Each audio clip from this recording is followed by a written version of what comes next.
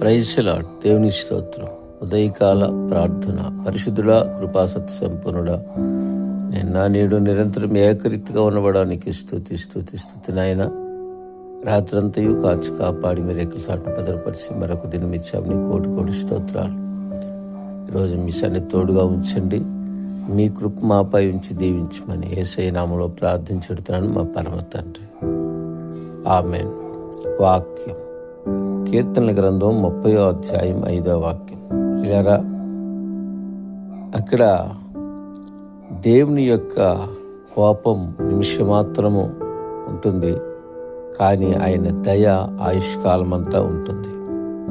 ఆయన కోపం వలన ఒక రాత్రి బాధ కలిగినా ఆయన మరలా వెంటనే ఉదయమే మనకు సంతోషం కలిగించి దేవుడై ఉన్నాడు. ఎందుకు ఒక నిమిషం కోప్పడాల్సి వస్తుందంటే, మనలో ఉన్న వంకరలన్నీ సరిచేయటానికి. ఆయన పోలిక, ఆయన స్వరూపం పోగొట్టుకున్న ఈ మనిషి తిరిగి మరలా ఆయన పోలిక, ఆయన స్వరూపాన్ని పొందుకొని ఆయన ప్రేమను అనుభవిస్తూ ఆయన మహింపరచాలని, ఆయన ఘనపరచాలని,